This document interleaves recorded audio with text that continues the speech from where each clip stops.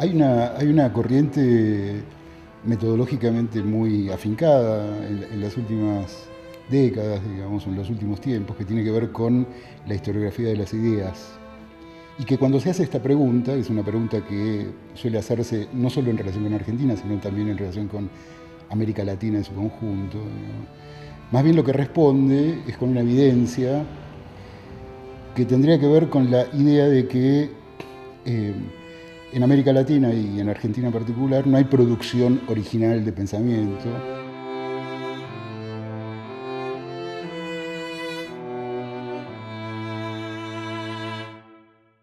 A mí me parece que es discutible, por supuesto, este argumento, ¿no? Se le podría aplicar de entrada el razonamiento que tiene Borges acerca de la literatura nacional, digamos, de cómo se constituye la literatura de los argentinos, ¿no?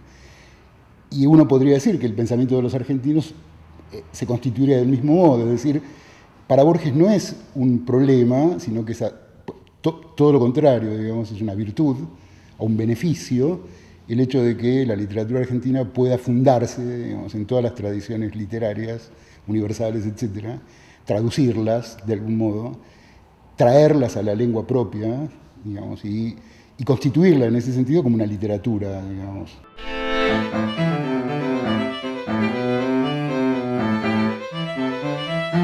La idea de que no hay un pensamiento nacional podría, digamos, argumentarse a partir de esta paradoja borgiana, digamos. No tener un pensamiento nacional en sentido propio permite que esto que es visto como la condena de la subordinación sea pensado más bien como una fuente de gran originalidad en la traducción misma o de gran originalidad en el uso mismo, ¿no?, de las fuentes que se citan como fuentes originales.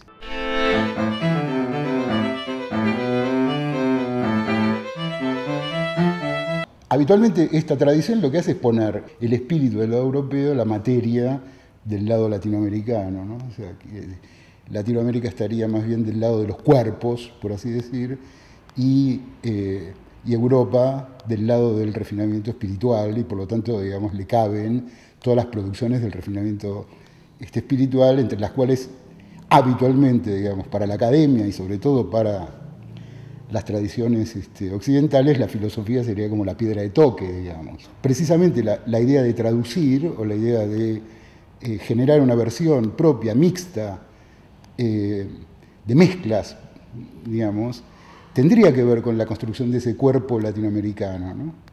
Y ese cuerpo me parece que efectivamente tiene una expresión, finalmente, digamos, en la que el objeto pensamiento nacional deriva o va derivando, entra en una especie de deriva o de viaje, en el que, digamos, no es nada menor una versión precisamente de la idea de pensamiento nacional, que es la idea de pensamiento sobre la nación, digamos, que me parece que si uno pusiera más bien ese énfasis, cuando dice pensamiento nacional, pensamiento sobre la nación, tendría ahí fuentes inagotables, digamos, para poner como ejemplo, digamos, de las grandes tradiciones argentinas en este sentido, para empezar precisamente por el siglo XIX, digamos, por la generación del 37 y por todo lo que se abre a partir de los debates de la generación del 37 en la tradición argentina como debate acerca de la nación.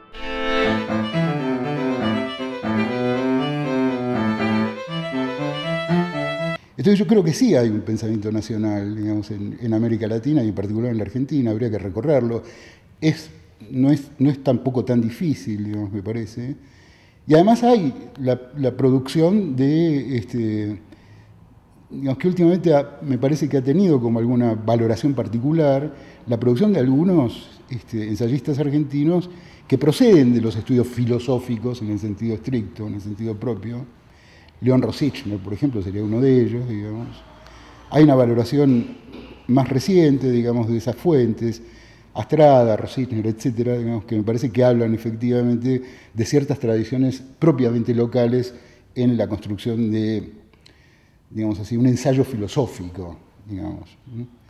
Y me parece que ahí es donde habría que pensar las fuentes del pensamiento nacional, digamos, en esta articulación americana, en esta articulación digamos, cuyas implicancias tienen que ver necesariamente con la invención de lenguajes.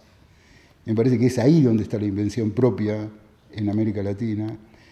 Y en ese sentido, digamos, discutir con esta vieja idea de que la América Latina no puede sino adecuarse, por así decir, con mayor o menor grado de adecuación, pero finalmente adecuarse a las grandes construcciones europeas, ¿no?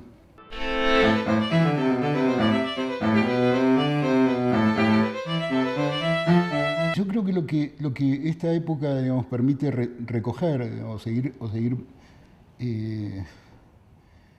teniendo en consideración a propósito de la figura y de la obra y de los textos y de las implicancias, por así decir, de Sarmiento, es su rasgo paradójico, digamos.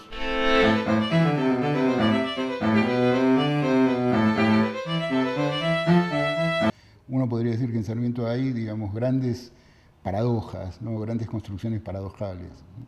De la que me parece que, digamos, no es menor la que se ha señalado de manera más o menos sistemática, que es la idea de que la apelación de Sarmiento a la civilización, digamos, o a los valores, a la identidad que él construye acerca del mundo civilizado, digamos, es hecha, digamos, por Sarmiento a partir de una forma, o a partir de la construcción de una forma, o a partir de la construcción de una escritura que más bien reúne los rasgos de cierto salvajismo expresivo, por así decir, desmesura expresiva, de intervención,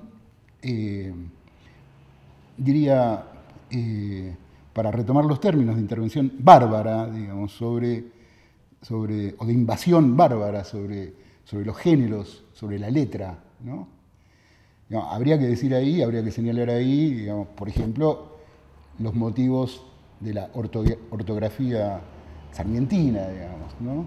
Con un modo precisamente de impactar sobre la lengua, digamos, a partir de un razonamiento muy sencillo, digamos, y que tiene que ver con la idea de poner en situación de homologación los rasgos fónicos, digamos, los rasgos fonológicos, por así decir, con las grafías, o sea, con la letra escrita, ¿no?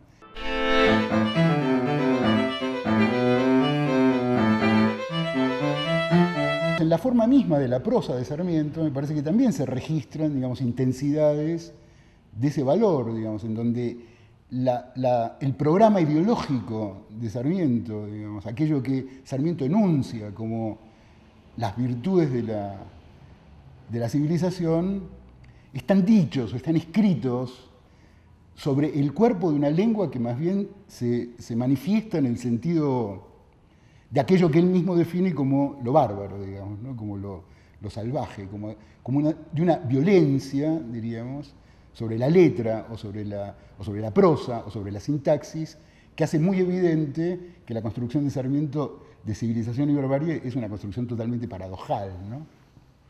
O completamente paradojal. Y ese rasgo me parece que sigue siendo un rasgo de una enorme persistencia, ¿no?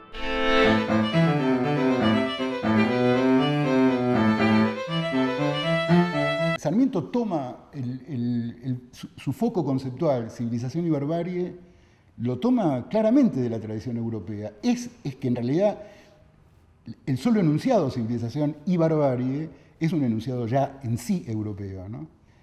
Es un enunciado que procede en realidad de la Ilustración, pero que el siglo XIX europeo termina por estabilizar de manera definitiva, incluso por convertir en un enunciado casi sagrado, digamos. Sarmiento toma en ese punto, ¿no? el foco conceptual de civilización y barbarie, en el punto en el que ya la Revolución Francesa lo había convertido, sobre todo el concepto de civilización, en un concepto sagrado.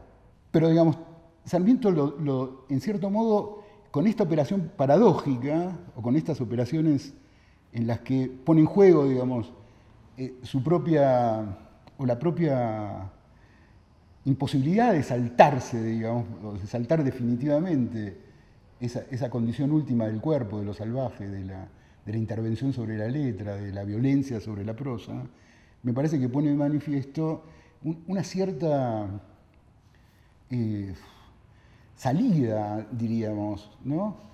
De ese rango sacralizado de la idea de civilización. Aún a pesar de que en su programa político uno diría con toda claridad que Sarmiento efectivamente está allí construyendo el cielo, digamos, estrellado y luminoso de la civilización, digamos, ¿no? Como gran objetivo político.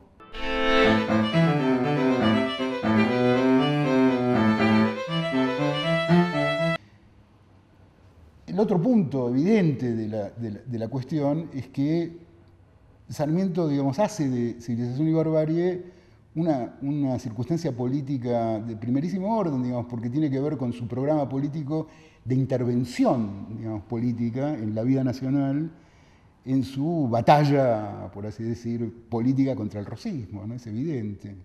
O sea que es un argumento, por así decir, de esa guerra, ¿no? Es una Civilización y Barbarie.